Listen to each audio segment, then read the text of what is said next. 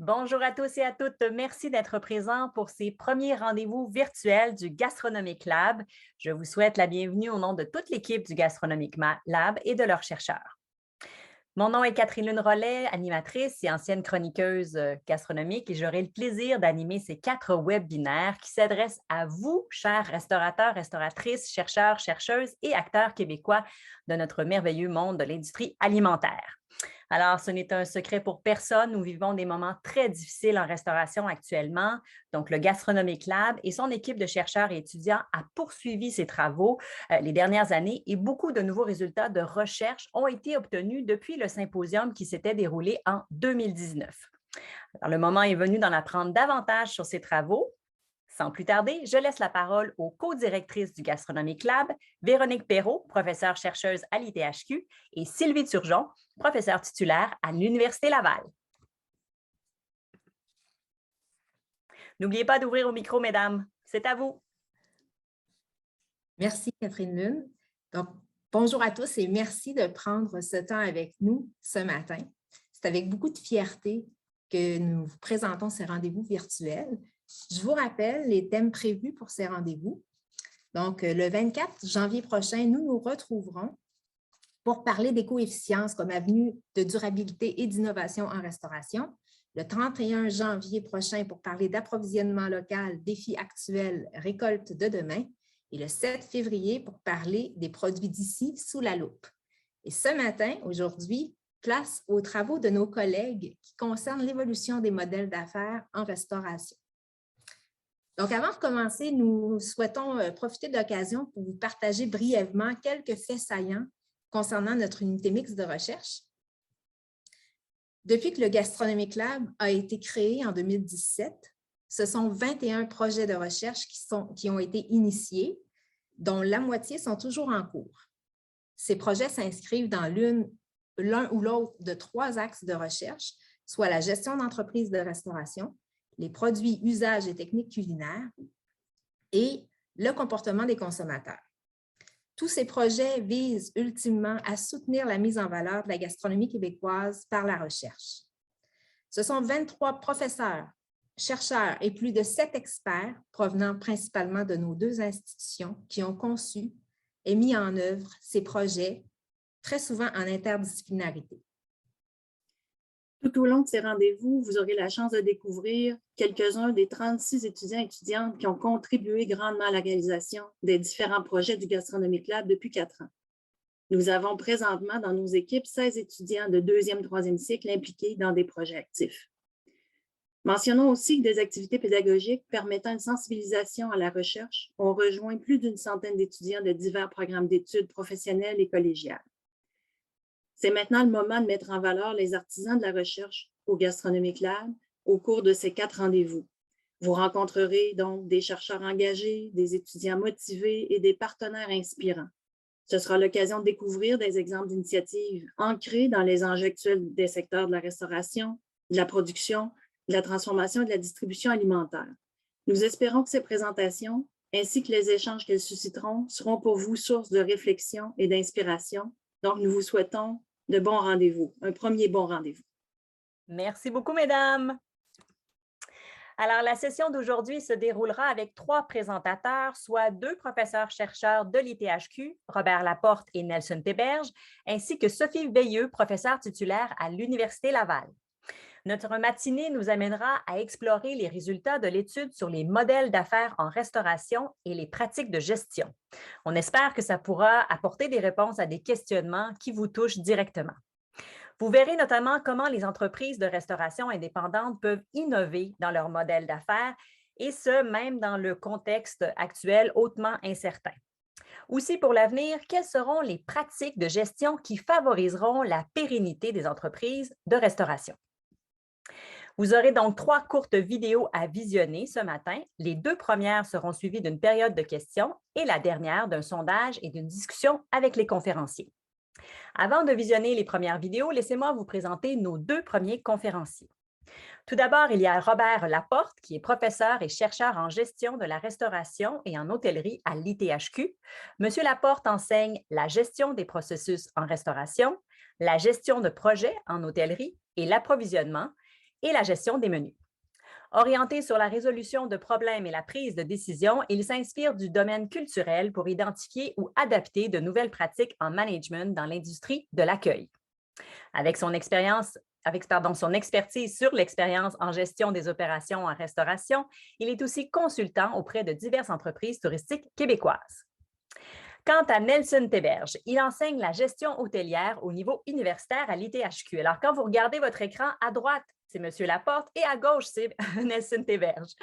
Donc, M. Théberge enseigne la gestion hôtelière au niveau universitaire à l'ITHQ. Il est issu d'une famille d'hôteliers. Il compte plus de 30 ans d'expérience dans des postes de direction au sein de nombreux établissements hôteliers.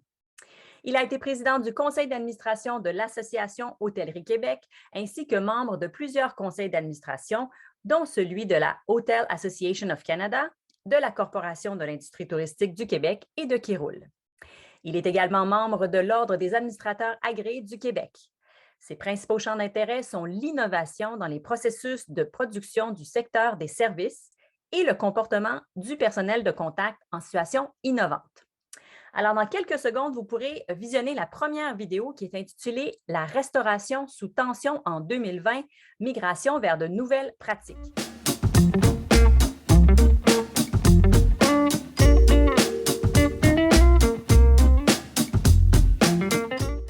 Qu'est-ce que la gestion de la restauration? Vous avez certainement votre définition. Pour nous, le moment est propice à revoir notre description. L'étude sur les modèles d'affaires nous a permis d'observer l'importance de 4 rôles pour le restaurateur. Le premier est celui de conciliateur. Caractérisé par les relations entre les clients, le conciliateur adapte son approche afin de sécuriser le client. Ce rôle est fondamental pour la restauration. Un deuxième rôle s'est défini durant la période étudiée. C'est celui de designer. Cette tâche consiste à revoir les façons de faire et les processus d'affaires. Avant la COVID, les processus étaient synonymes de standardisation. Aujourd'hui, l'expérimentation caractérise les processus et la prise de décision. Il n'y a plus de one size fits all. Il faut revoir le modèle. Le troisième rôle, quant à lui, est celui de metteur en scène. Il doit maintenir à la qualité et au maintien des nouveaux standards, tant au niveau du service, des coûts, du personnel, que de l'hygiène et tout le reste. Finalement, le quatrième rôle est celui d'investisseur. Il examine les coûts d'opération et il redéfinit les nouvelles marges de profit. Ainsi, les rôles du gestionnaire ont été modifiés durant la COVID. Vous l'avez constaté, l'été 2020 a été une saison de rodage perpétuel et d'apprentissage organisationnel. En revanche, la pandémie qui s'éternise mandate le gestionnaire à revoir ses pratiques. C'est une question de survie. Nous vous proposons une comparaison de la gestion de la restauration entre l'avant-COVID et avec la COVID. Les conséquences de la pandémie et les résultats de notre étude contribuent à questionner certaines habitudes traditionnelles de la gestion de la restauration. D'un point de vue académique, l'approche systémique répond en partie aux préoccupations du gestionnaire d'aujourd'hui. Comme vous pouvez le voir, cette approche est fondamentalement descriptive. Les systèmes identifient en détail les fonctions et néanmoins, une question demeure sans réponse. À quel endroit se situe le gestionnaire dans cet ensemble? À l'intersection, dans les flèches? C'est à voir. Comment la pandémie s'inscrit-elle dans l'activation des variables du modèle? Ces questions ne sont pas uniquement théoriques, elles réfèrent à une perte de sens du rôle du gestionnaire durant l'été 2020. Il ne pouvait plus se situer. Les restaurateurs étudiés n'avaient pas de repères. Un peu comme dans ce schéma, le gestionnaire est peut-être partout à la fois. La COVID a freiné nos façons de faire traditionnelles. Il semble que tout fonctionnait bien avant, ou presque. Et aujourd'hui, en pleine transition, la gestion des opérations devient un jeu d'équilibrisme. Nous vous proposons de mettre votre cellulaire et vos habitudes en mode veille pour mieux vous concentrer sur votre modèle d'affaires. À ce jour, il n'existe pas de réel portrait des modèles d'affaires de la restauration indépendante au Québec. En plus, en période de pandémie, puisque les données disponibles identifient et englobent les activités alternatives de survie de l'ensemble des restaurateurs, sans distinction quant à leur structure de propriété. Donc, 4 rôles du restaurateur vous seront présentés. conciliateurs, designers, metteurs en scène et investisseurs. Les résultats de cette recherche montrent que dans un contexte d'insécurité partagée entre le client et le restaurateur, les composantes les plus impactées par ce bouleversement sont les processus. Le contexte de la crise sanitaire est venu teinter la relation d'affaires. L'insécurité était présente, l'un et l'autre ne sachant plus comment faire. Tel un miroir, le restaurateur mimait de nouveaux gestes pour accueillir un client masqué. Hésitant, mais diablement heureux de vous revoir. Ce premier rôle du gestionnaire a été de revoir les codes d'accueil. Les entreprises prospères ont des processus opérationnels qui leur permettent d'offrir de la valeur de façon constante, avec succès et en augmentant le volume de façon rentable et continue. Il peut s'agir de tâches récurrentes telles que la formation, le développement, la fabrication, la budgétisation, voire la planification, les ventes et le service. Les processus clés incluent également les règles, les mesures, les normes d'une entreprise. Ces trois aspects sont les éléments constitutifs de toute entreprise. La pandémie est venue déboulonner les processus d'affaires de façon telle que les restaurateurs ont été secoués par la rapidité de la situation.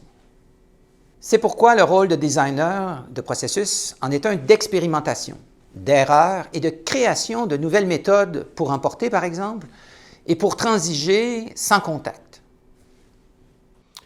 Le partage des responsabilités entre les membres de l'équipe, la rapidité du déploiement des essais, l'importance de la diversité des compétences des partenaires, des parties prenantes. Ce rôle de metteur en scène permet aux restaurateurs d'organiser les équipes. Les méthodes changent car pressé par le temps et le manque de main-d'œuvre, le gestionnaire est encore plus dans les opérations, plus sur le plancher. Ce qui est devenu clair, c'est que les pratiques en matière de gestion des ressources humaines ne fonctionnent pas isolément les unes des autres ou encore indépendamment de la stratégie globale de l'entreprise.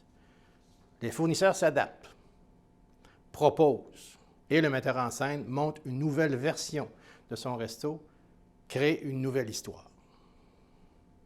En clair, il s'agit d'un rôle qui s'appuie sur un lien entre les pratiques en ressources humaines d'une entreprise et le rendement qui mène ultimement à un avantage concurrentiel. Les entretiens réalisés indiquent un mouvement encore plus large d'interdépendance des pratiques en gestion des ressources humaines en collaborant même avec d'autres établissements.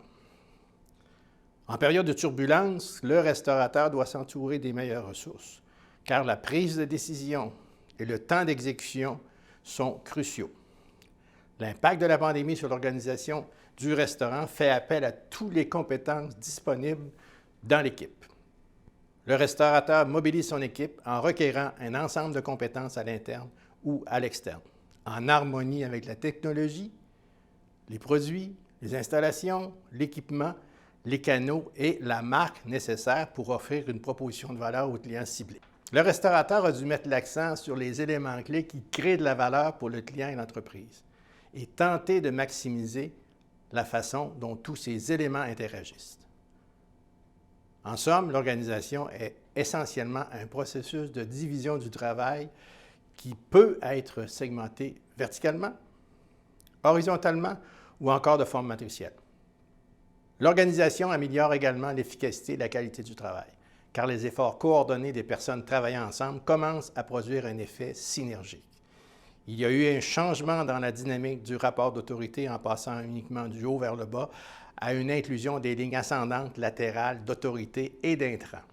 Le quatrième rôle est celui d'investisseur. La performance financière axée maintenant sur l'importance des marges de profit par transaction. Le chiffre d'affaires ne reflète plus la performance réelle du restaurateur à l'été 2020.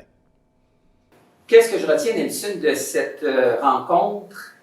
C'est bien sûr les rôles, mais l'interdépendance du conciliateur, du designer, du metteur en scène et de l'investisseur.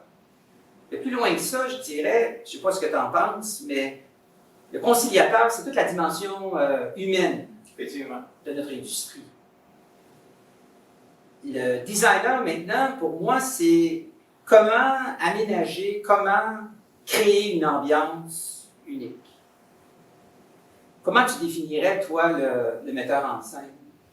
Le metteur en scène, c'est en fait, pour moi, c'est comment les choses se font. Comment, de quelle façon cela se fait, de quelle façon on établit une cohérence entre les actions, entre l'ambiance et entre le lieu. Tout ça est fonction d'une mise en scène, en fait. Complètement. L'investisseur, ça veut-tu dire? Lui, c'est un rôle important parce que c'est un rôle à la fois de fournir les fonds, mais aussi c'est un rôle qui, faut que ce rôle-là ait jusqu'à la rentabilité, bien entendu. Parce que s'il n'y a pas de rentabilité, l'investisseur, il n'existe pas. Il n'existe pas. Je veux dire autrement, combien ça rapporte? Combien ça rapporte? Combien ça Parce rapporte? qu'ultimement, on peut faire les détours qu'on veut, utiliser les mots qu'on veut. S'il n'y a pas de rentabilité, l'entreprise n'existe pas. On a présenté tous ces rôles, mais le dénominateur qui amène à singulariser notre modèle d'affaires, est-ce qu'on peut le dire franchement, c'est quelle est cette dimension qui est si importante? Pour moi, tous ces rôles-là se cristallisent dans la création de valeur. Il faut qu'il y ait une création de valeur pour toutes les parties prenantes, finalement. Il faut que l'investisseur y trouve son compte, mais il faut aussi que le client y trouve son compte.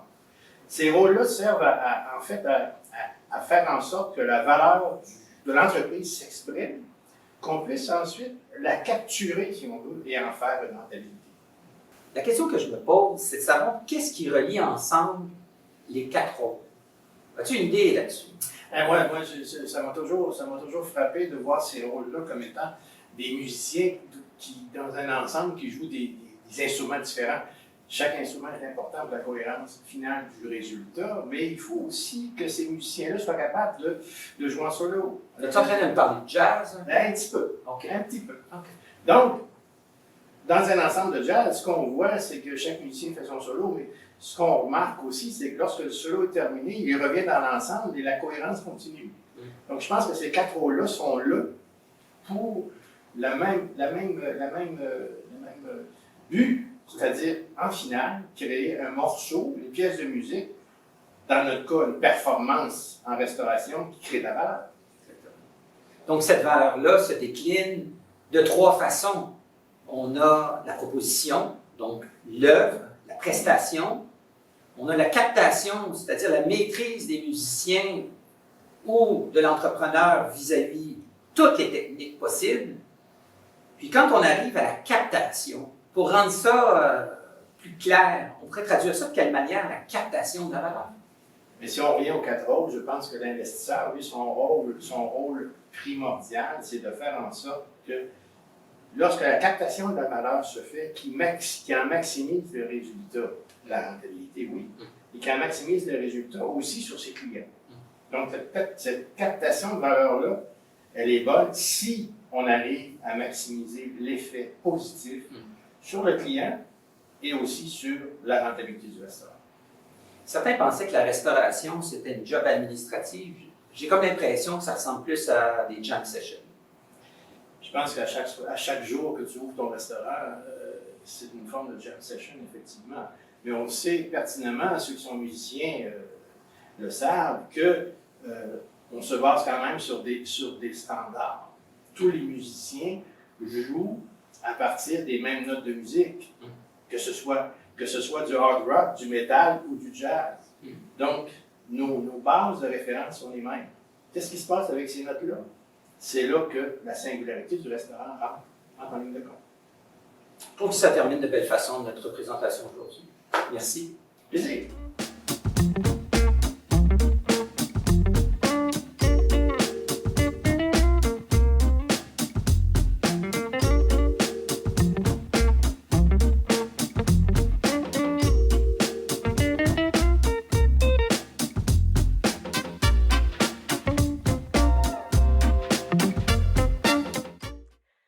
Alors maintenant, comme ce sera le cas après la prochaine vidéo aussi, on vous invite à poser vos questions en utilisant l'outil de clavardage Q et R ou de lever la main comme l'indique l'image. Je sais qu'on vous a déjà démontré 2 fois notre vidéo comment poser des questions, mais c'est juste pour vous dire à quel point on les attend ardemment. Donc, ne vous gênez pas. Vous savez, j'ai l'habitude de dire qu'il n'y a jamais de mauvaises questions parce que si vous avez une question dans votre tête, il y a des grandes chances que d'autres participants aient la même question. Alors, en attendant que les questions entrent, là, je vois qu'il y a quelqu'un qui est en train d'écrire. Malek Enafer a dit bonjour, mais dites-nous plus que bonjour. Donnez-nous aussi votre question. Peut-être que je peux me tourner vers nos deux professeurs, Robert et Nelson, avec une question qu'on avait déjà reçue à l'avance. Quelles sont les contributions de votre étude? En fait, oui. Je vais juste vous dire de ne pas oublier d'ouvrir votre micro, mais c'est bon, vous l'avez fait. Vous êtes des bons élèves. Parfait. Alors, vous m'entendez bien comme ça, puis je suis content. Écoutez, pour se situer en termes de contribution, c'est de regarder avant la COVID et avec la COVID. Malheureusement, cette pandémie nous traîne toujours dans les talons. Et ce qu'on a constaté avant la pandémie, bien sûr, c'était des indicateurs de performance qui étaient utilisés par plusieurs restaurateurs, notamment le chiffre d'affaires. Alors, tout bon entrepreneur ou restaurateur, de se situer avec ce chiffre d'affaires, c'était une façon de se comparer et de mesurer justement l'efficacité de son organisation. Avec la COVID, ce chiffre-là, pour toutes sortes de considérations, de capacité d'accueil, des difficultés également suite au licenciement massif des employés, a rendu obsolète cet indicateur de performance et on a constaté à l'analyse de nos données l'importance des restaurateurs pour la marge de profit pour chacune des transactions. Alors, le focus est passé d'un volume d'affaires avec un chiffre d'affaires et on est arrivé, les restaurateurs nous ont répondu que chaque transaction, ça c'est un élément. Le deuxième, c'est la notion d'opération. Un gestionnaire, avant la COVID, roulait, fonctionnait avec un ensemble de routines bien établies. Quand on a questionné les restaurateurs à l'été 2020, ce qu'on s'est aperçu, c'est qu'on n'était plus dans l'approche des opérations, mais bel et bien de l'expérimentation, de faire des tests, de recommencer. Des exemples en rafale, choisir un site web, le bâtir, revoir les modalités concernant les commandes pour emporter. Dieu sait qu'il y a eu beaucoup de réorganisation en raison d'équipes restreintes. Peut-être que, Nelson, tu voudrais peut-être commenter un autre élément sur une contribution. Je veux juste vous dire, messieurs, on va y aller rapidement parce qu'on a déjà 2 questions. Alors, allez-y, Nelson, si vous voulez ajouter, puis après ça, on pourrait passer aux questions du public. Est-ce qu'il ne faut pas oublier aussi que lorsqu'on a fait notre étude, on n'avait sûrement pas en tête la 2e, la 3e et la 4e vague.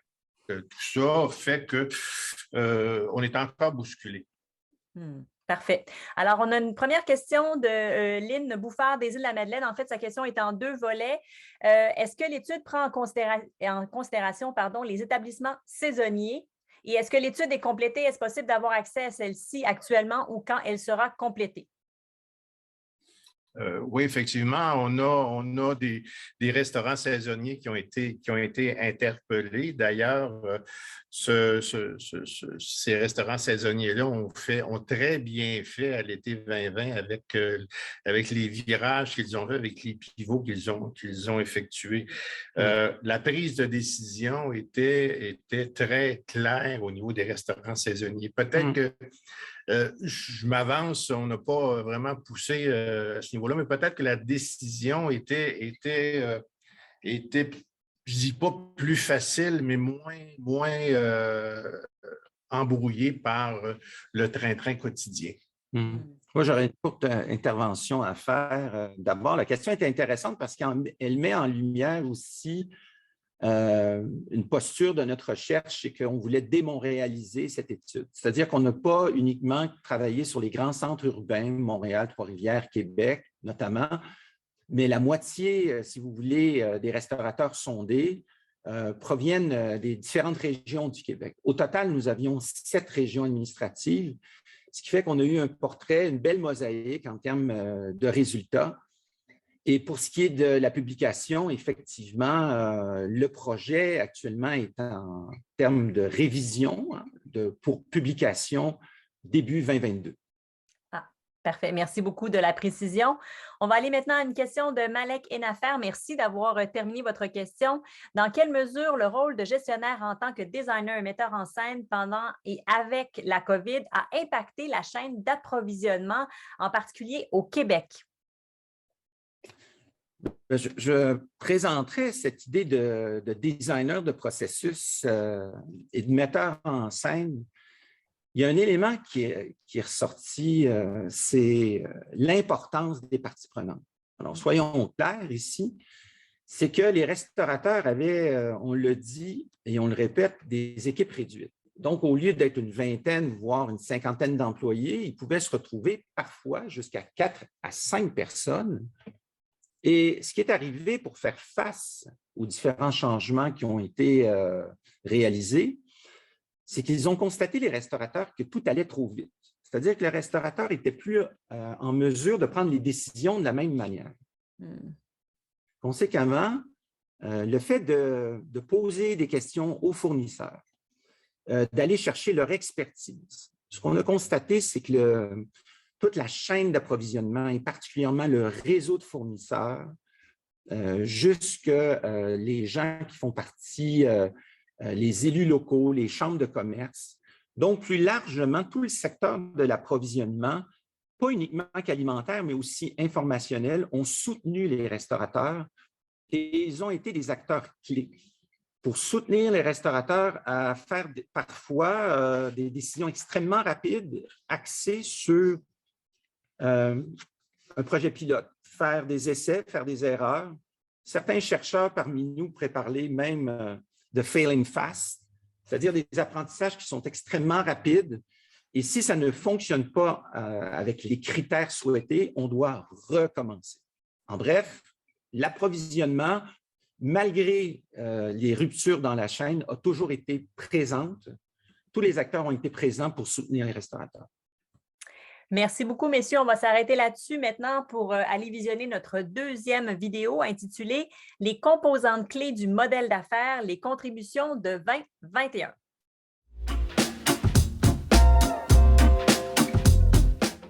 En 2020, face à la pandémie, les outils à la disposition des restaurateurs étaient de l'ordre de la prévention, de la gestion sanitaire, des mesures d'adaptation afin d'assurer la survie de l'entreprise. Cependant, sans canevas défini ou modèle de référence robuste en appui à ces changements, il était fort possible que cette nouvelle pratique n'atteigne pas leur plein potentiel au niveau de la création de valeur. L'utilisation de ces outils demeurant peu efficaces s'ils ne sont pas adaptés à la réalité de chaque entreprise, le modèle d'affaires doit servir de vecteur de prise de décision, permettant ainsi aux restaurateurs d'effectuer les choix les plus efficaces possibles parmi les propositions disponibles. Aujourd'hui, que révèlent les études déjà publiées sur la restauration et la COVID? Comment peut-on intégrer et apprécier les recherches en considérant notre schématisation sur les modèles d'affaires? Nous vous proposons donc un regard croisé entre ce que la recherche propose jusqu'à maintenant et la juxtaposition de certains constats issus de nos travaux. En d'autres termes, comment le schéma conceptuel de nos travaux peut-il être un canevas utile pour examiner les travaux publiés? Et c'est l'exercice que nous vous proposons. La méthode.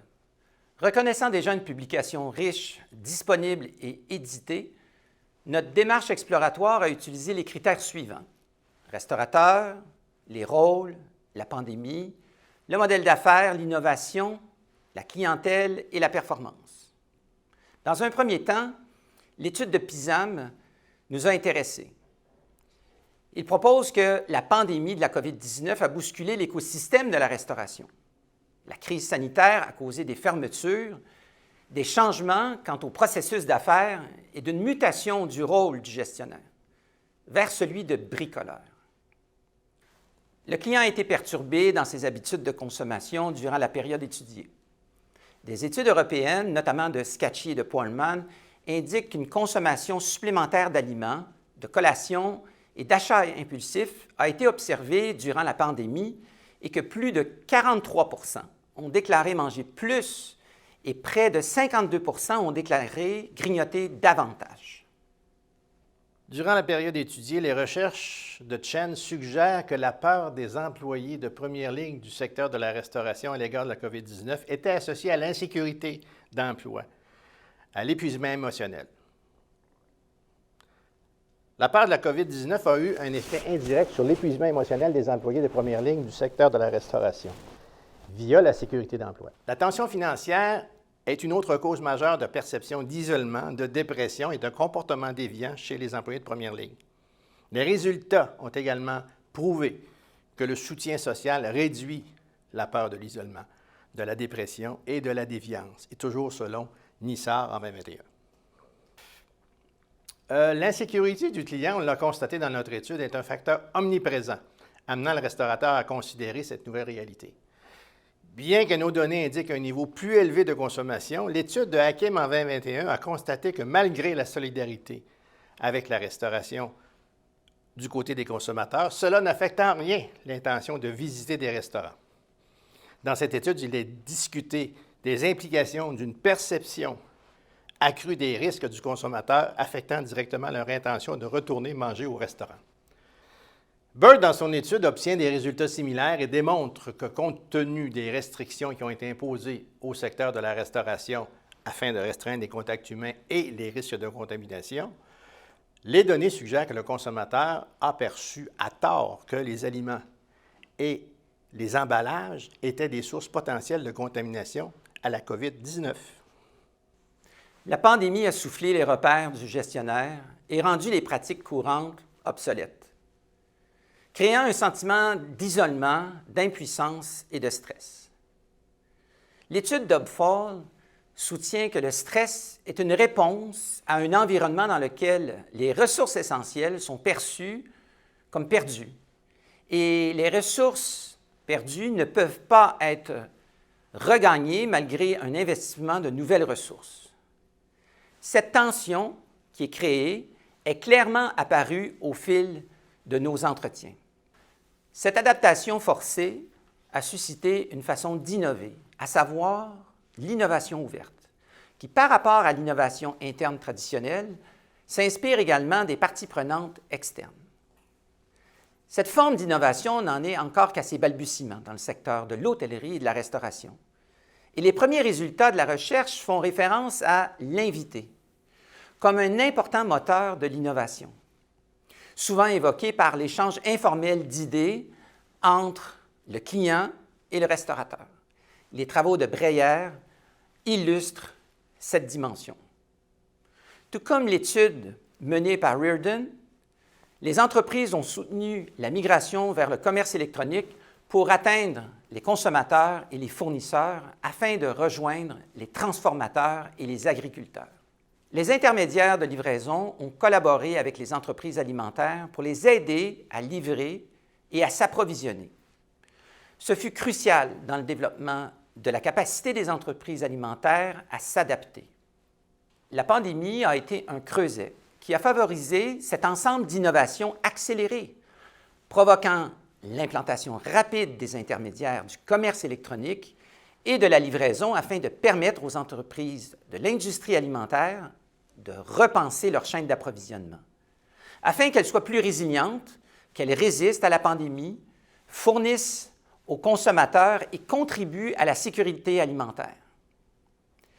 Reardon l'évoque dans son étude, l'achat local s'est inscrit comme une variable clé de l'offre alimentaire des restaurants étudiés, et ce, quel que soit le type d'établissement. En conclusion, la période étudiée avec les restaurateurs indépendants du Québec rappelle que la situation actuelle demeure toujours précaire. Pouvons-nous considérer que la crise actuelle est une forme de rupture avec le passé, que nous devons de plus en plus adapter de nouvelles pratiques qui devront s'articuler et se consolider avec la COVID? Les restaurateurs indépendants doivent compter sur leur instinct d'entrepreneur, devenir une forme de start-up.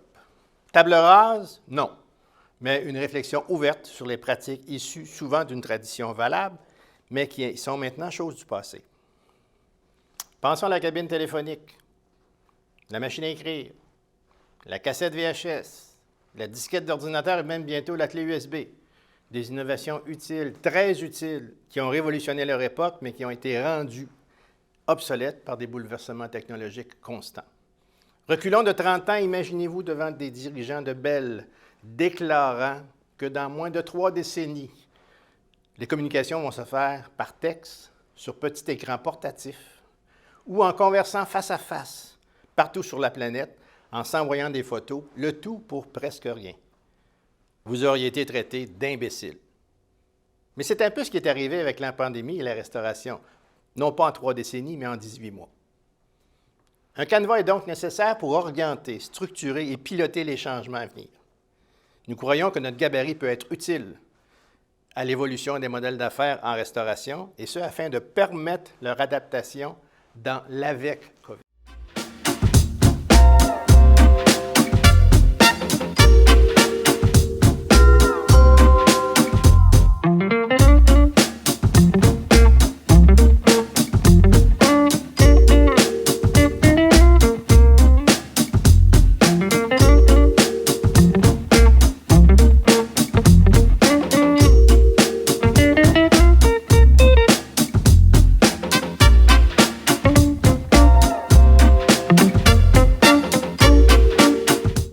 Messieurs, je vais vous demander de venir vous joindre nous à nouveau. Écoutez, on attend vos questions. Là, on a une question qui vient de Eben Lemieux du Cégep de Victoriaville qui veut savoir est-ce que les schémas et références qui apparaissent brièvement dans les vidéos pourraient être partagés avec les participantes. Alors, sachez que les vidéos seront mises sur le site du Gastronomic Lab après, en tout cas dans quelques jours, là, après ce premier rendez-vous virtuel. Donc, vous pourrez les re-regarder. Et si vous voulez vous attarder davantage au schéma, vous avez juste à faire pause pendant que vous regardez cette vidéo. Alors, j'attends encore une fois vos questions pour cette deuxième présentation qu'on vient de vous faire. Sinon, en attendant, messieurs, peut-être vous poser cette question qu'on avait aussi reçue en amont. Votre étude a été réalisée lors de la première vague à l'été 2020. Comme on le sait maintenant, nous sommes rendus à la 4e vague. Vous en parliez, M. Théberge, qu'on n'attendait pas ces deuxième, troisième, 4e vagues qui s'en venaient. Alors, comment vos résultats s'inscrivent-ils dans les travaux publiés depuis?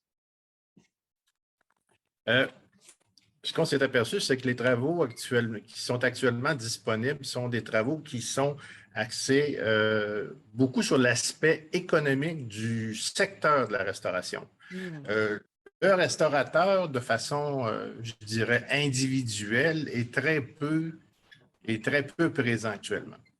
Très peu présent. On parle de l'impact économique au niveau macro, comme je le disais, sur les secteurs, sur l'impact sur les chaînes d'approvisionnement, les chaînes d'approvisionnement qui impactent la restauration, etc. Mais le restaurateur, en tant que gestionnaire, est très peu documenté actuellement.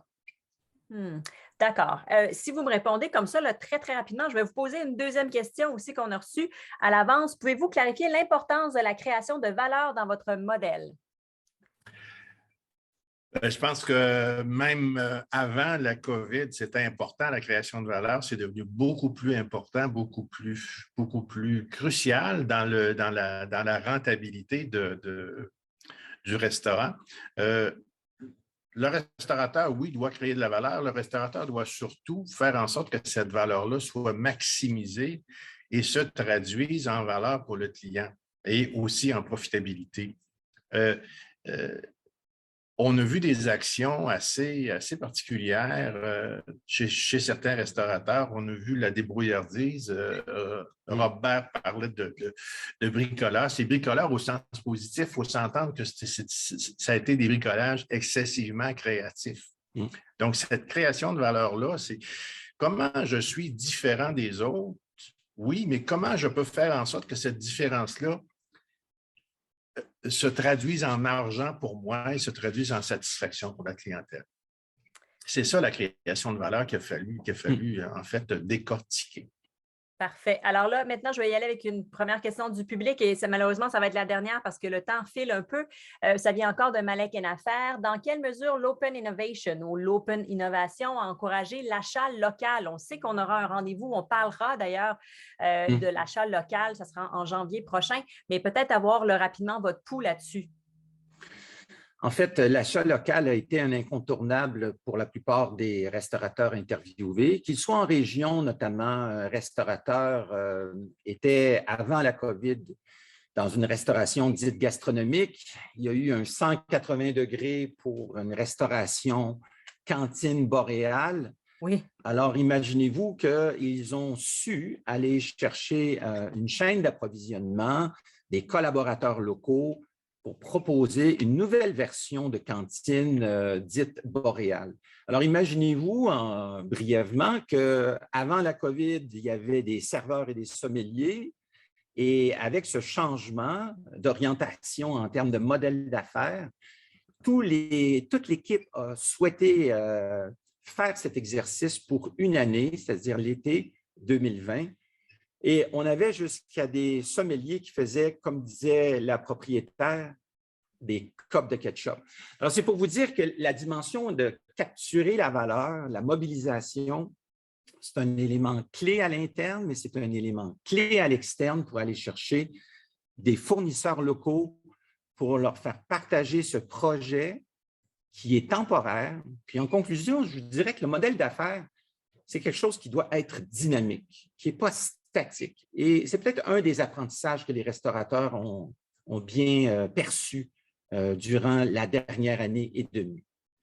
Probablement que certains, en fait, n'ont pas eu le choix de s'adapter. On le dit souvent, c'est le mot « adapter » en 2020, mais effectivement, ça a été le cas pour beaucoup de restaurateurs. Alors, merci beaucoup, messieurs.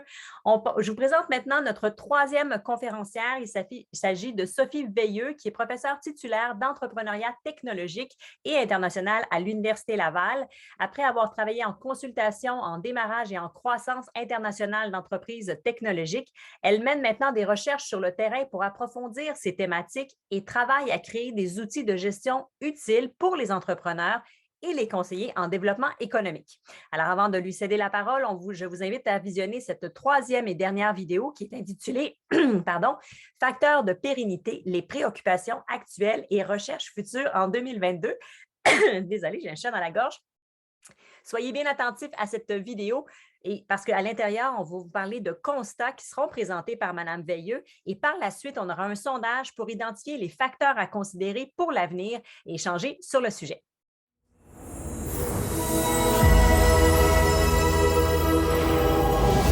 Bonjour, je m'appelle Sophie Veilleux et je suis professeure d'entrepreneuriat à l'Université Laval. Dans le cadre des activités du Gastronomic Lab, mes collègues de l'ITHQ et moi avons eu en 2019 le mandat d'étudier les facteurs de pérennité de la restauration indépendante du Québec. Avec la collaboration de l'Association Restauration Québec, nous avons identifié 15 restaurateurs indépendants reconnus pour leur pérennité. Leurs établissements existent depuis 12 à 67 ans. Ils sont situés dans 7 régions administratives du Québec et servent différents types de cuisine, que ce soit du service rapide, de la restauration tendance, de la fine cuisine ou de la cuisine gastronomique.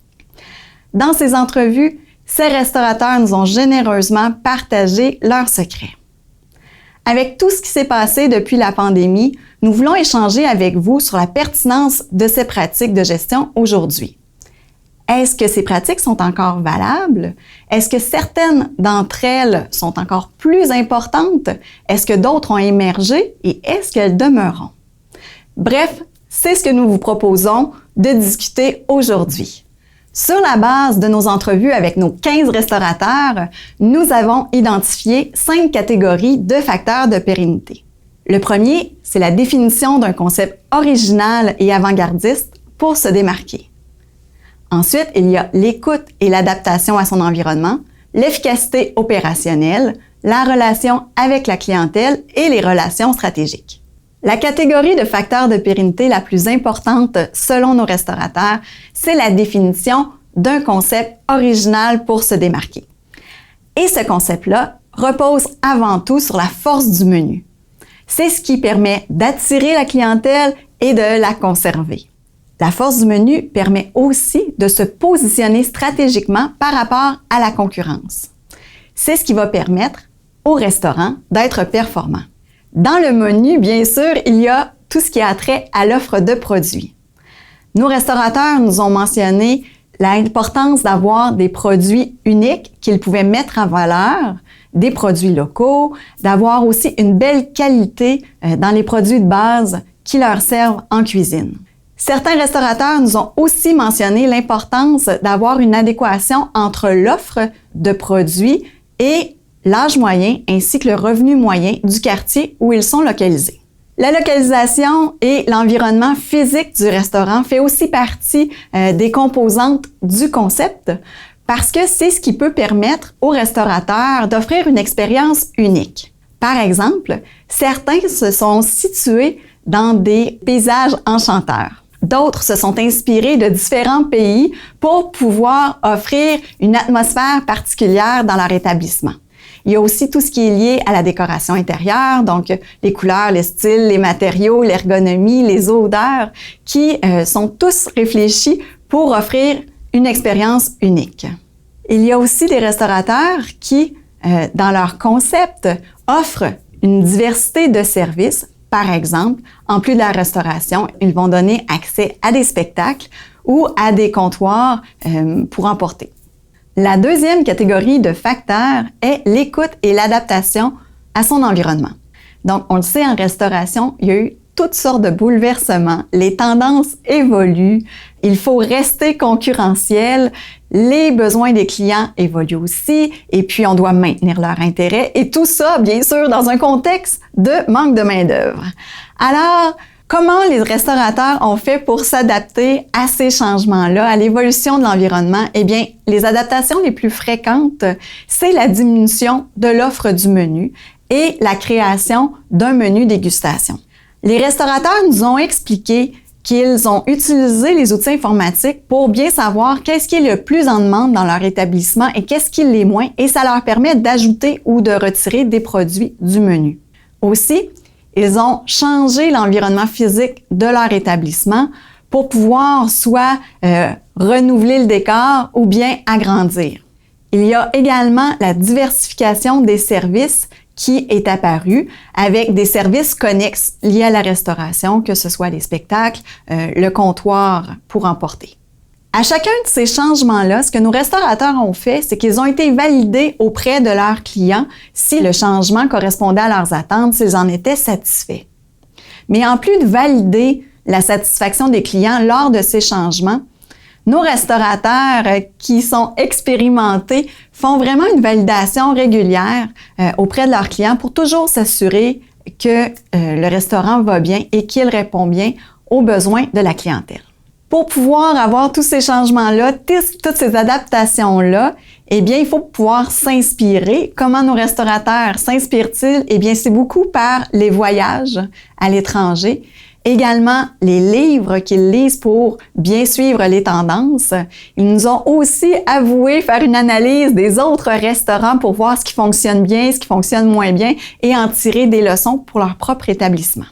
Mais le facteur le plus important pour s'inspirer, c'est de bien s'entourer.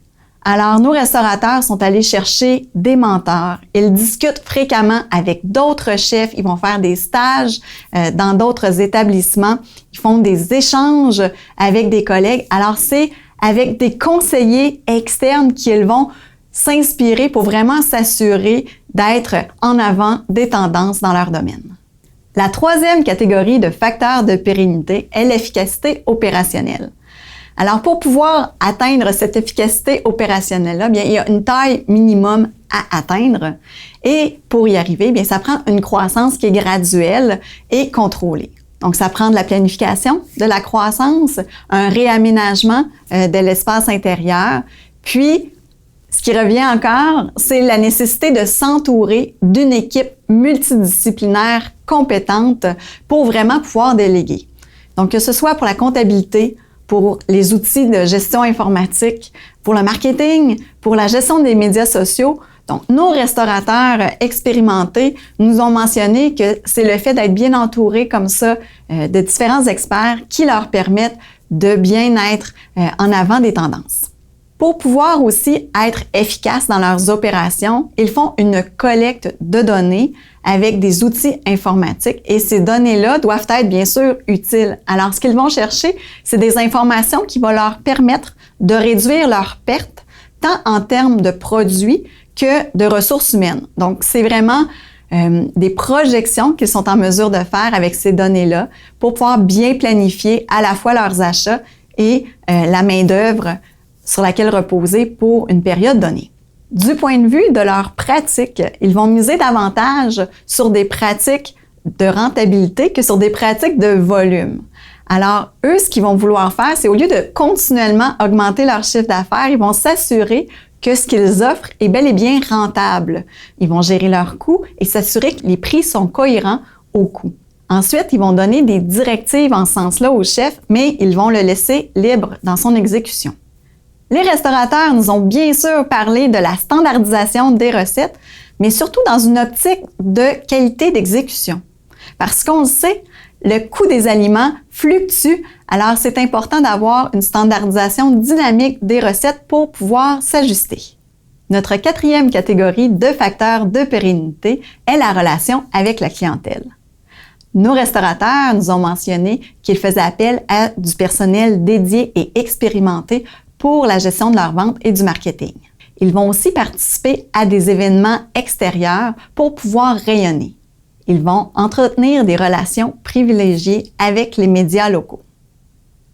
Bien sûr, avec les années est arrivée toute la vague des médias sociaux, que ce soit pour la promotion, l'information et la gestion des clients, notamment avec la plateforme de réservation en ligne. Et avec ces médias sociaux-là est venue toute la force des images et nos restaurateurs ont même tiré profit de ces médias-là pour pouvoir diffuser de leurs recettes pour attirer de la clientèle. Mais avant tout, ce qui demeure, c'est toute l'importance de la relation avec les clients de façon directe par la présence des propriétaires sur place. Les clients s'attendent à les voir, s'attendent à pouvoir discuter avec eux, à créer une relation avec eux. Donc, il faut être là pour pouvoir discuter. L'information va pouvoir permettre de recueillir des commentaires, mais aussi avec les clients plus réguliers, de pouvoir essayer des nouveautés pour voir tout le potentiel qu'ils peuvent exploiter. Enfin, comme dernière catégorie de facteurs de pérennité, nos restaurateurs nous ont mentionné toute l'importance d'entretenir des relations stratégiques. Pour ça, eh bien, ils vont rencontrer d'autres chefs dans d'autres établissements, même dans d'autres pays, et puis ils vont avoir une complicité avec leurs fournisseurs et leurs distributeurs. Ils vont avoir des contacts directs avec les producteurs.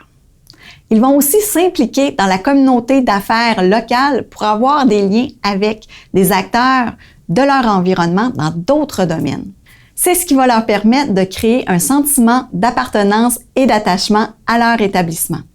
Ils vont pouvoir ainsi se faire reconnaître et apprécier. Alors voilà, c'était les 5 catégories de facteurs de pérennité que nos entrevues avec nos restaurateurs indépendants nous ont permis d'identifier avant la pandémie. Maintenant, nous aimerions savoir si ces facteurs sont encore valables aujourd'hui. Est-ce que de nouveaux facteurs de pérennité ont émergé et est-ce qu'ils demeureront après la pandémie? Bref, quels sont les effets à long terme de la pandémie sur la pérennité de votre entreprise? Au plaisir d'échanger avec vous. À tout de suite!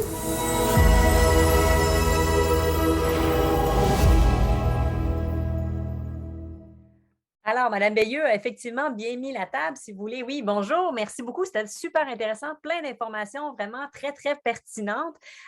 Mais vous avez terminé votre présentation en nous lançant cette fois-ci une question. Et on va y aller avec un petit sondage. Donc, on va vous inviter à répondre. Cette fois-ci, c'est nous qui vous posons une question. Donc, à choisir quelle est la catégorie de facteurs de pérennité la plus importante aujourd'hui. Là, on parle en date d'aujourd'hui, pas depuis le début de la pandémie, mais vraiment maintenant. Selon vous, est-ce que c'est la définition d'un concept original et avant-gardiste pour se démarquer, l'écoute et adaptation à son environnement, efficacité opérationnelle, relation avec la clientèle ou les relations stratégiques? Alors, pendant que vous prenez le temps d'aller répondre à ce mini-sondage, j'aimerais en profiter pour vous dire qu'évidemment, nous remercions les partenaires fondateurs du Gastronomic Lab, l'Université Laval, l'ITHQ et la Société des casinos du Québec qui ont permis à cette unité mixte de recherche de voir le jour et de favoriser l'innovation et de faire rayonner la gastronomie québécoise. Merci beaucoup pour ce bon travail. Alors, est-ce que nos résultats s'affichent à l'instant? On va attendre de voir si les résultats arrivent. Là, on a eu donc notre sondage. Mais peut-être en attendant d'avoir les résultats, Mme Veilleux, qu'est-ce que vous pensez? Parce que là, quand vous nous avez parlé au moment où vous avez fait l'étude, ce qui était le plus important pour les restaurateurs, c'était le premier, donc la définition d'un concept original et avant-gardiste pour se démarquer. Est-ce que vous pensez qu'après 19 mois de pandémie, maintenant, on serait peut-être rendu à efficacité opérationnelle? Est-ce que vous pensez que ça peut avoir changé? Bien, c'est ce qui nous intéresse de voir parce qu'effectivement, les réponses étaient très marquées lorsqu'on a fait l'étude la première fois. Et puis, quand on a voulu aller revalider sur le terrain pour la COVID, le concept semblait être intéressant, mais il semblait avoir varié quand même considérablement avec la COVID. Donc, Robert et Nelson ont donné quelques exemples de restaurateurs qui se sont repositionnés avec la pandémie. Donc, c'est de voir si c'est quelque chose qui va être temporaire ou si c'est quelque chose que les restaurateurs vont juger vouloir conserver comme positionnement. On va voir. Robert Nelson, en attendant d'avoir les résultats du sondage, est-ce que vous voulez rajouter un petit quelque chose là-dessus aussi? Moi, j'ai hâte de savoir les résultats parce que, à titre d'observateur, pour Nelson et moi, on croit que c'est les processus qui ont été vraiment touchés. C'est-à-dire qui fait quoi, quand et comment. Alors, les grandes décisions stratégiques, les restaurateurs nous ont bien dit qu'ils n'avaient plus le même temps pour prendre des décisions. Conséquemment, il y a une recherche de réaction et d'action. Et un peu pour le jazz band, je reviens avec cette métaphore. On s'aperçoit que les rôles ont changé. Oui, je vais juste faire une petite pause parce qu'on vient de voir apparaître le sondage tout de suite et on va pouvoir y répondre à chaud. Alors, premier facteur, définition d'un concept original et avant-gardiste pour se démarquer, on est à 16 Ce qui domine vraiment, c'est écoute et adaptation à son environnement à 54 efficacité opérationnelle 14 relation avec la clientèle 14 et relations stratégiques 3 J'imagine que dans ces moments où c'est difficile, on se serre un peu les coudes. Alors, désolé, Robert, je vous ai vraiment interrompu. Si vous voulez revenir et terminer ce que vous étiez en train de dire, c'est juste parce que ça apparaissait à l'écran. C'est pour ça que je me suis permis d'aller tout de suite donner les résultats. Mais après ça, vous me direz ce que vous pensez de ce résultat. Est-ce que ça vous étonne que ce soit le deuxième facteur qui soit à 54 le plus choisi? Bien, écoutez, je terminais sur une note de jazz en disant que les équipes réduites devaient se partager les mandats et de réaliser, donc, en mettant la confiance comme trait d'union entre chaque membre de l'équipe. Et là, Catherine, vous avez donné les résultats d'une façon telle que j'en ai perdu mon instrument. C'est-à-dire que j'ai entendu que des pourcentages, mais je ne pourrais pas les commenter. Alors, si c'est possible, soit de les mettre à l'écran ou de les dire de nouveau. Normalement, oui. Ce qu'on remarque au niveau des résultats, moi, j'ai eu le temps de les voir, je ne sais pas pourquoi, mais j'ai eu le temps de les voir. L'adaptation à l'environnement passe, je veux pas qu'on se justifie, mais passe à travers aussi les façons de faire, les processus. Donc, et l'adaptation à l'environnement à travers la situation de la COVID était constante. Il y a des contraintes de santé qui étaient en constante évolution. Donc, cette adaptation-là a été effectivement une partie importante de la situation et de la période. Donc, c'était une survie, en fait. Justement, Mme Veilleux, peut-être je me retournerai vers vous. Effectivement, là, visiblement, si c'est à 54 ça veut dire que la pandémie n'est pas derrière nous, là, c'est-à-dire qu'il reste encore beaucoup d'adaptations, d'inconnus devant nous. Allez-y. Oui, je reprends l'analogie du jazz. Donc, on voit que nos restaurateurs ont joué à l'oreille. Puis pour pouvoir jouer à l'oreille, il faut que tu écoutes qu'est-ce qui est en train de se passer. Donc, on voit beaucoup d'écoute pour pouvoir réagir. On est vraiment en mode réaction par les restaurateurs, beaucoup de flexibilité puis d'adaptation à ce qui se passe. Donc, on avait des commentaires qui pouvaient nous dire, ben, tu sais, ce qu'on avait, si vous nous aviez parlé une semaine avant, on ne vous donnerait pas la même réponse. Ben, on voit que c'est encore là-dedans qu'on est. Là. Donc, les restaurateurs sont vraiment à l'écoute pour pouvoir bien s'adapter. Fantastique. Alors, maintenant qu'on a vraiment mis la table d'une certaine façon avec ce sondage et vos informations, Mme Veilleux, je m'adresse encore à vous parce que vous savez, nos chercheurs sont insatiables, ils veulent toujours avoir des nouvelles données, des nouvelles informations. Et là, il y avait 2 enjeux sur lesquels ils seraient vraiment intéressés à connaître votre point de vue. Et cette fois-ci, ce n'est pas un sondage, ça sera simplement 2 questions auxquelles vous allez pouvoir nous répondre, donc dans questions et réponses. Est-ce que de nouveaux facteurs ont émergé et est-ce qu'ils demeureront selon vous? Et est-ce que les effets à long terme de la pandémie sur la pérennité de votre entreprise? Donc, quels sont les effets à long terme de la pandémie sur la pérennité de votre entreprise? Alors, n'hésitez pas à nous partager ça vraiment dans la section Q&R. On revient ça, vous lire là-dessus. On attend vos réponses. En attendant qu'il y ait des réponses, peut-être, Mme Veilleux, voulez-vous rajouter un petit quelque chose? Ça va. Donc, moi, j'ai simplement vu la question qu'il s'agissait pas d'une recette à suivre, mais d'une combinaison de facteurs. Effectivement, c'est pour ça qu'il y en avait quand même 5 qui ressortaient quand on a fait l'étude la première fois. Mais ce qui est intéressant de voir, c'est celui qui sort le plus fort. Donc, un peu comme les rôles des gestionnaires dont on parlait dans les parties précédentes, on voit que ça prend une combinaison de facteurs, mais qu'à certains moments, il y en a d'autres qui vont prendre le rôle, le pole position là, plus de l'avant. Puis on voit que présentement, là, c'est vraiment l'écoute à l'adaptation en situation là, où il y a beaucoup de variété. Alors, allons-y. Il y a quelqu'un qui s'appelle donc Lamia Tazi qui dit « Je pense qu'il n'y a pas de recette à suivre, mais il s'agit d'une combinaison de facteurs. Qu'en pensez-vous? » Moi, lorsqu'on a discuté entre nous de comment on voyait ça, etc., on dit peut-être que la restauration pré-COVID était comme une espèce d'orchestre. On vient encore avec l'analogie de la musique, mais vous allez comprendre, une espèce d'orchestre à 80 musiciens où le chef d'orchestre est devant et dirige le tout. Mais là, maintenant, on se retrouve avec des ensembles beaucoup plus petits où le chef d'orchestre joue aussi d'un instrument. On revient à une espèce de collaboration mutuelle constante au niveau des modèles de gestion actuels en restauration. Et c'est un gros changement sur ce qui se passait avant dans les entreprises. Moi, j'ai un élément à ajouter, c'est que le mot adaptation a été dit à peu près 26 fois depuis le début de la rencontre, oui. Sauf que cette période de transition tire à sa fin. Je m'explique, c'est que pour les restaurateurs et les acteurs de l'industrie, il y a eu un soutien des différents paliers de gouvernement depuis le début de cette crise. Maintenant, autour de mars 2022, le soutien aux entreprises va diminuer de façon très significative. Alors, pourquoi j'amène ça? C'est qu'il y a encore cette occasion pour les observateurs et les restaurateurs d'analyser la situation pour prendre des décisions difficiles. Pour la simple et bonne raison qu'aucune entreprise peut fonctionner en s'adaptant constamment. Il y aura un moment donné à se positionner et de cette façon-là, c'est de reconnaître que le modèle d'affaires, les façons de procéder, les processus à l'interne doivent évoluer. Et il y a plusieurs établissements, tant à Montréal qu'à l'extérieur, ont su proposer de nouvelles façons de fonctionner, notamment avec des menus simplifiés, une approche davantage de banquet. Et donc, on coupe un peu dans la tradition pour aller vers l'essentiel. Et il y a une excellente réponse de la clientèle, particulièrement pour la restauration dite gastronomique.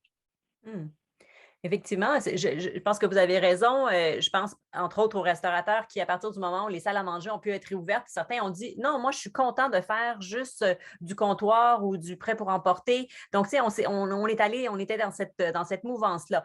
OK, on a une question, en fait, un commentaire très pertinent de MC Louilet qui veut savoir, qui dit « Dans les nouveaux facteurs, augmentation de la prise de réservation. » Et effectivement, c'est comme si les gens, maintenant, étaient un peu plus domptés parce que pendant longtemps, ils ont commandé, donc il fallait qu'ils prévoient leurs choses. C'est comme si maintenant, ça se poursuit. Est-ce que vous êtes d'accord avec ce facteur-là? Ça vous étonne?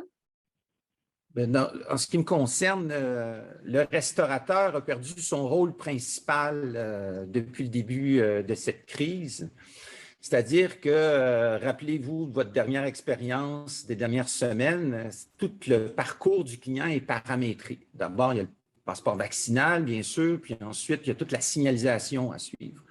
Alors, l'augmentation des réservations en ligne ou encore des commandes en ligne avec tous ces skips de ce monde amène à se questionner sur un élément, Catherine. Est-ce que ça vaut la peine de se déplacer encore au restaurant? Bien sûr. C'est une question qui est encore assez difficile parce que le client, lui, a changé. Puis il a développé de nouvelles habitudes. Alors, je pense que ça met un dynamisme très intéressant pour les restaurateurs de s'assurer d'offrir de la valeur, telle que discutait tout à l'heure Nelson, en proposant, bien sûr, une proposition et d'avoir aussi des équipes performantes, reconnaître le savoir-faire des employés en cuisine et en service pour s'assurer du bon fonctionnement et le client sera prêt à payer le juste prix.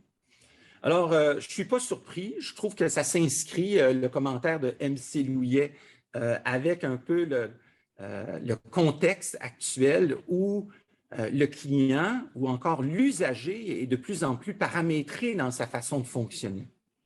Je pense que le mot usager est presque pas exagéré. Parce que lorsqu'on est client dans un restaurant actuellement, on est dans une espèce de corridor d'exécution. Il ne faut pas que tu en déroges parce que tu ne respecteras pas les normes, en fait. Là. Donc, l'heure d'arrivée, l'heure de départ, ce qu'il y a sur le menu, tout est déjà presque décidé d'avance. Est-ce que c'est une façon de faire qui va perdurer? Moi, je pense que oui. Parce que, comme on l'a dit précédemment, l'après-COVID, moi, j'y crois. On n'y croit pas, mais moi, j'y crois pas. De toute façon, je crois plutôt à l'avec-COVID. Bien sûr. Donc, je vais vous lire rapidement. On a quand même plusieurs commentaires, questions. Alors, d'abord, de Evan Lemieux du Cégep de Victoriaville qui dit, en fait, la valorisation de l'autonomie alimentaire devrait modifier le contenu des menus. C'est vrai qu'en 2020, autonomie alimentaire était vraiment là, le terme dont on parlait beaucoup en alimentation. On le voit aussi de plus en plus par des chefs qui quittent la métropole et qui vont ouvrir des petites tables à l'extérieur de Montréal en faisant pousser eux-mêmes leurs propres légumes, en ayant leur bête et tout ça. Est-ce que vous voyez que ça peut être un facteur qui va être déterminant? Oui, je suis d'accord avec cette notion d'autonomie et puis c'est probablement un projet de société, politique, économique, voire de notre industrie à privilégier davantage les achats locaux, d'une part. Mais de l'autre côté, et ça a été mentionné dans les différents clips, l'élément principal, c'est la rentabilité. La rentabilité, puis ensuite la générosité avec les clients et avec les employés. Je pense que ce qu'on peut retenir jusqu'à maintenant, comme observateur, c'est que les employés veulent aussi participer, contribuer à l'adaptation justement de cette restauration. Est-ce que ça passe par l'autonomie, dis-je, alimentaire? Probablement. Chose certaine, ça va amener, à mon avis, un ajustement quant à la pérennité du modèle d'affaires. L'autonomie alimentaire pour 12 mois par année, c'est peut-être délicat. Oui. Pour une entreprise touristique en région, ça pourrait bien fonctionner pour une période donnée. Mais il faut penser que la restauration, c'est ça qu'on étudie également, il y a la restauration familiale, il y a les fast-food, il y a les casual restaurants également. Donc, ils ne peuvent pas s'inscrire dans cette mouvance d'autonomie alimentaire simplement pour le volume de production. Donc, on doit en tenir compte de cette complexité. Je ne sais pas s'il y a un élément à rajouter, Nelson. Je te passe le micro. Je pense qu'il faut différencier l'artisan restaurateur du restaurateur qui est plus confronté à je vais dire, une demande plus élevée. L'artisan restaurateur, à mon avis, contrôle plus son offre que le restaurateur qui est confronté à des volumes. Bien justement, allons-y vers cette question. On a reçu une question de Rige 2301 qui dit dans le cas de chef d'orchestre ou de metteur en scène, n'est-il pas déterminant pour eux de s'assurer de conserver et de fidéliser leurs musiciens et acteurs?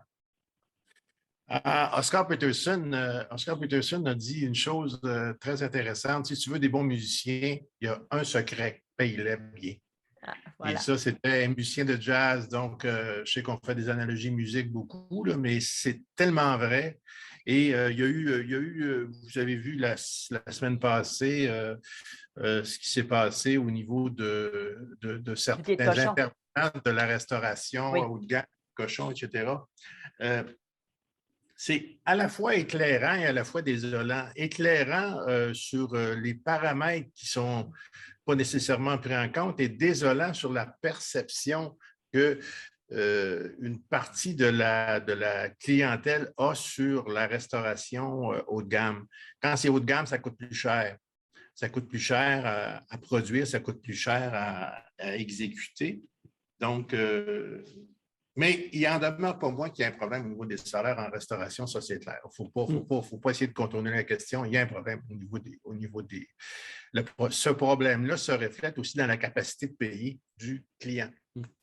Bien sûr, effectivement, parce que si le client était, mais c'est comme dans tout le domaine alimentaire, si le client était prêt à mettre un peu plus d'argent, les gens peut-être de l'industrie seraient davantage mieux payés. Oui, allez-y. Une petite observation à partager. Vous savez, on parle de différents modèles de restaurants. Puis, quand vous prenez la chaîne MTY, pour ceux qui sont francophiles, MTY, mais écoutez, il y a une augmentation des prix de vente de 0 à 10 pour les 6 prochains mois. Alors, moi, je me questionne avec le taux d'inflation qu'il y a, qui est de plus de 4 puis certains items, ça va jusqu'à 14 d'augmentation. Alors, moi, ce n'est pas juste de départager si ce n'est pas assez payé ou trop payé. Là, pour moi, c'est d'outiller les restaurateurs, de travailler avec eux, de travailler éventuellement sur des tables de concertation pour réfléchir ensemble sur notamment la détermination des prix de vente. Je trouve qu'on a davantage à travailler ensemble, créer ces passerelles, parce que je trouve nécessaire que la restauration au Québec soit en santé, pour la simple et bonne raison que c'est une signature du Québec d'un point de vue touristique, d'une part. Montréal et ses régions, il y a une fierté pour ses restaurateurs et ses artisans. Toute la chaîne alimentaire, c'est des milliards de dollars. Alors moi, je trouve qu'il y a une occasion à saisir, plutôt que uniquement que de critiquer ou de commenter.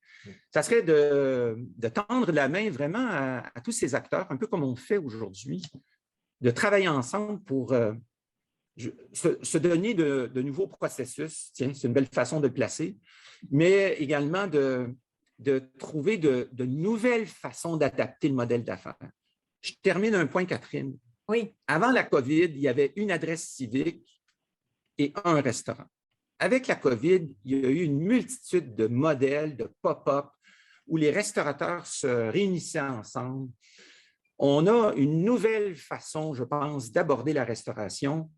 Il ne faut pas laisser ça tomber et il y a de la rentabilité dans ces nouveaux modèles-là. Les cuisines fantômes, les cuisines partagées. La rentabilisation de la production. Il faut faire quelque chose parce que statistiquement, au niveau canadien, la restauration, tout modèle confondu, ce n'est pas 5 de profitabilité. Donc, il faut faire quelque chose.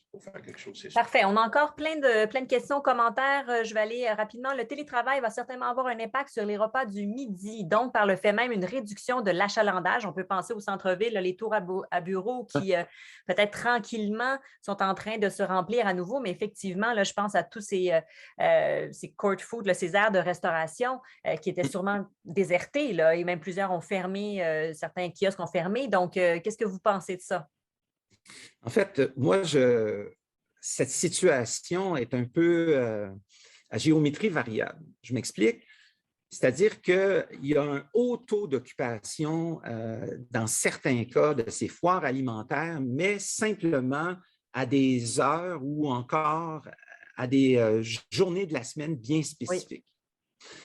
Et ça correspond un peu à la réalité du monde théâtral où les gens de théâtre, du milieu de la danse également, retrouvaient un peu cette particularité où les soirs de semaine, il y a beaucoup moins d'activités qu'avant la COVID, même pour ces milieux culturels. La restauration est encore un peu tôt pour observer les mêmes phénomènes, mais chose certaine, le client a changé. Donc, c'est clair que il y a certains soirs, il y a énormément d'activités au centre-ville de Montréal, sauf qu'après 21 heures, il semble que la vie nocturne est complètement disparue. Alors, je pense qu'il va y avoir cette volonté politique, économique des acteurs locaux aussi, de faire de Montréal et en région aussi, pendant les périodes de festival, de renouveler et de soutenir la restauration. Je crois fondamental qu'il y ait cette collaboration entre les différents secteurs touristiques, notamment les ATR dans les régions, mais pour ce qui est de Montréal, avec Tourisme Montréal, d'avoir cette collaboration pour soutenir les restaurateurs. Alors, c'est loin d'être terminé avec COVID. Ce n'est pas d'être pessimiste, c'est juste d'observer qu'il faut laisser le temps aux clients aussi de revenir et de prendre confiance. Je ne sais pas ce que tu en penses, Nelson, parce que nous, on a quand même étudié la dimension d'insécurité du client. Puis je crois qu'elle existe toujours, cette insécurité. Oui, il y a eu le constat d'une insécurité du restaurateur, mais aussi une insécurité du client. Donc, ces deux insécurités-là, il a fallu qu'il y ait une espèce on s'est apprivoisé dans nos façons de faire au niveau du client, au niveau du restaurateur. Il y avait une découverte des deux côtés, des nouvelles façons de faire, etc. Donc, mais dans tout ça, je pense que le restaurateur est en train de reprendre contrôle sur son produit, contrôle sur une exécution et une performance qui est rentable. On disait plutôt la rentabilité est maintenant sur la transaction et non pas sur le volume. Donc, chaque transaction est un client. Donc, chaque transaction est évaluée pour que ce soit rentable. Et si cette rentabilité-là se poursuit, on va prendre de bonnes habitudes des deux côtés. Parmi les données qui ont été observées pour l'heure du midi, ce qu'on constate, c'est que tout ce qui est commande en ligne avant ou après l'heure du dîner, les commandes vont avoir lieu à différents moments que ce qui se passe en salle à manger. Donc, on a des restaurateurs qui nous ont manifesté être vraiment à l'écoute puis être vraiment en train de documenter ce phénomène-là pour pouvoir prendre les meilleures décisions possibles. C'est un bon point.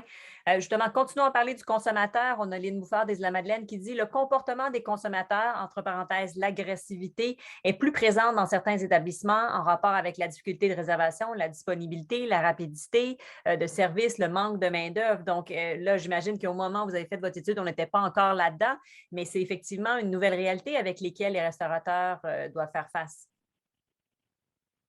Ça, c'est pas le côté le plus glorieux du comportement du consommateur qu'on voit là. Cette agressivité-là, pour moi, elle est mal dirigée. L'agressivité envers ce qui se passe dans un établissement qui fait tout ce qu'ils peuvent pour servir le client. Oui, il y a des difficultés à réserver, mais on parle de comportement de réservation complètement condamnable avant la COVID. Et là, on s'en va vers un comportement de réservation beaucoup plus structuré. Donc, je pense que le client va s'adapter un petit peu aussi. Ça, c'est clair pour moi. Et cette agressivité-là, oui, c'est dommage pour ceux qui la subissent. Mais je ne sais pas. Je trouve, c'est un commentaire plus qu'une question. Moi, j'ai une observation à partager. C'est-à-dire que tous ces gestes sont regrettables et condamnables et ils ne devraient pas être tolérés un instant dans votre établissement, d'une part.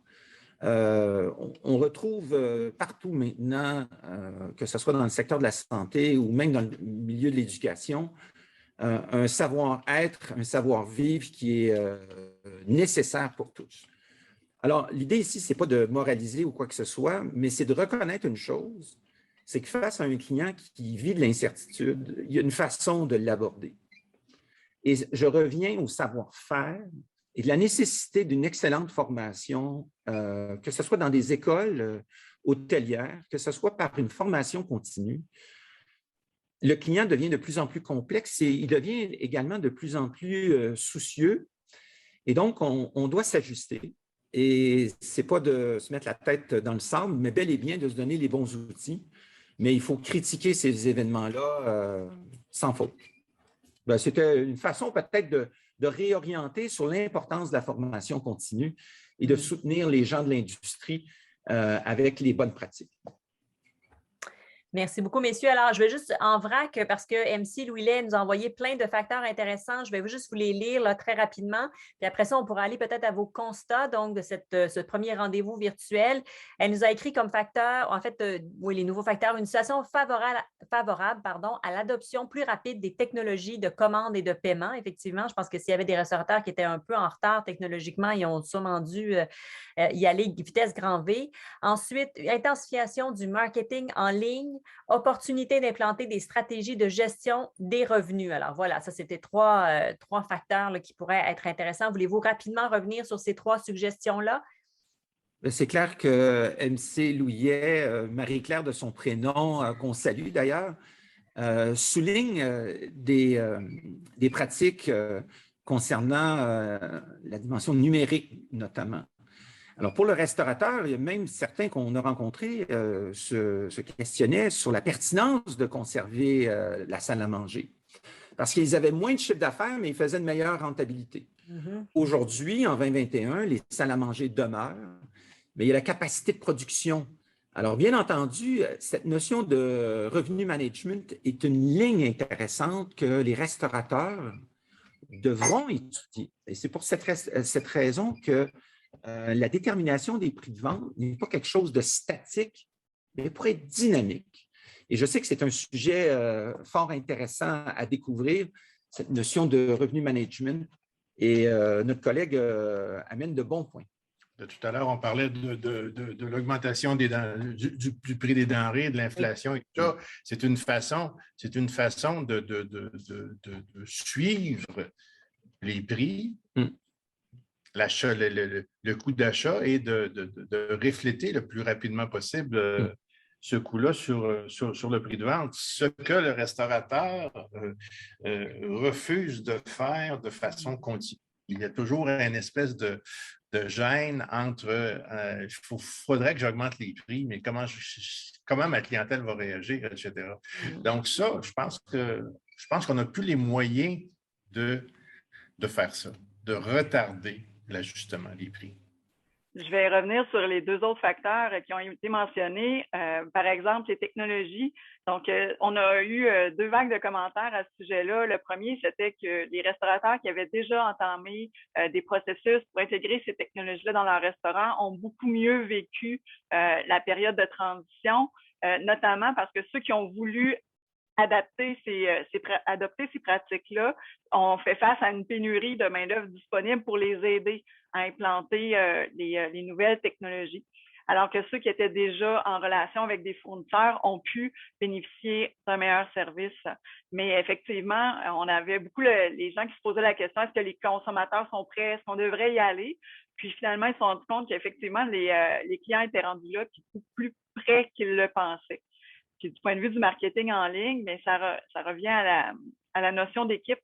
Donc, ce qu'on observait, c'est que les restaurateurs se sont beaucoup entourés de gens qui étaient experts, qui avaient ces compétences-là à mettre à profit.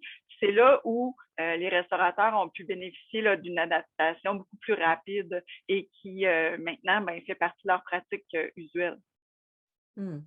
Messieurs, allons-y vers la conclusion aussi. Madame Veilleux, je vais vous demander ça. Donc, peut-être votre constat de cette première matinée. On a amené plusieurs éléments. Est-ce qu'il y a des choses particulières sur lesquelles vous voulez revenir? Nelson? Oh mon Dieu! Tu me lances la balle en commençant comme ça. Je dirais, je vais répéter ce que je viens de dire, en fait, c'est que faut être rentable. Pour être rentable, il faut prendre les moyens de l'être. Il faut démontrer aux clients que si on n'est pas rentable, on va fermer. On va fermer ou notre offre va être de moindre qualité. Je peux pas impunément suivre l'augmentation de l'inflation sans que ça se reflète sur mes prix de vente. Et je pense que cette fixation des prix-là doit être dynamique. Sinon, il n'y aura pas de survie, il n'y aura pas de progression. Donc, je pense que c'est sur ça qu'il faut se concentrer. Oui, faire des expérimentations, redevenir une start-up, mais le faire rapidement, revenir sur nos résultats pour faire en sorte qu'il n'y ait pas de non-rentabilité. Ouais, rapidement, Catherine, je mentionnerais qu'avant la COVID, on était beaucoup orienté sur le menu. Et le menu, structure le restaurant, en quelque sorte, par ses équipements, ses ressources, etc. L'intérêt de la recherche, puis c'est ce que Sophie, Nelson et moi faisons depuis déjà quelques temps, c'est de réfléchir en termes de valeur. Donc, cette notion de valeur, c'est de faire différent, de se questionner, de se singulariser. Et ça, les restaurateurs, aujourd'hui, ils savent. Personne ne peut être en affaires uniquement qu'en répétant les mêmes gestes ou la même musique toujours et toujours. Il faut offrir autre chose. Et donc, c'est cette proposition de valeur. C'est cette création de valeur. Reconnaître les gens autour de nous, reconnaître également une rémunération adéquate, de s'entourer, comme le soulignaient des participants, avec de bons fournisseurs. Et cette création, c'est une chose importante, l'équipe, mais c'est la captation de la valeur. S'assurer de la profitabilité de toute cette chaîne de production, de distribution, pour que le client perçoive une valeur juste et que le restaurateur puisse avoir des marges importantes. En conclusion, on ne pense plus nécessairement en menu, on pense en valeur et on réfléchit en termes de processus.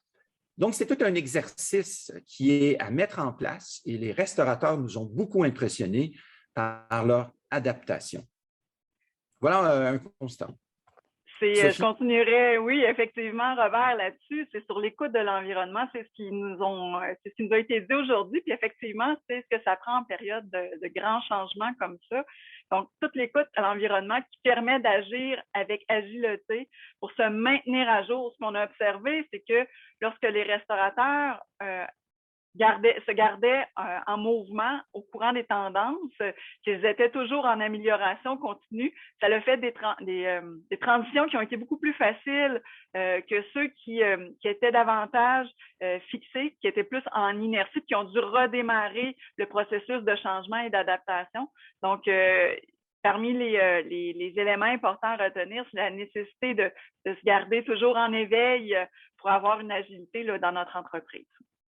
J'aime bien votre image. Hein? C'est sûr, effectivement, s'il y avait des restaurateurs qui étaient un peu sur le cruise control, vous me pardonnez l'anglicisme, avec l'arrivée de la pandémie, ils se sont assurément réveillés ont eu quelques soubresauts. Merci beaucoup à vous trois. Ça a été vraiment captivant. On a appris énormément de choses. J'espère que vous aussi qui nous avez regardé à la maison, au bureau, vous avez trouvé ça enrichissant. N'hésitez pas à continuer à nous écrire là, si vous avez d'autres facteurs qui vous viennent en tête. Comme je vous dis, là, nos chercheurs sont très avides de vous lire. Et sinon, je vous donne un petit rappel si vous êtes intéressé de revenir pour nos prochains rendez-vous virtuels. Alors, les prochains thèmes, le 24 janvier 2022, on se retrouvera donc pour parler d'éco-efficience comme avenue de durabilité et d'innovation en restauration. Le 31 janvier 2022 pour parler d'approvisionnement local, défis actuels, récolte de demain. Le 7 février 2022 et donc le dernier, pour les produits d'ici sous la loupe, révéler leur plein potentiel. Alors, mon nom est Catherine Rollet. Je vous remercie encore de votre présence et de votre participation au nom de toute l'équipe du Gastronomic Lab et de ses co-directrices. À la prochaine.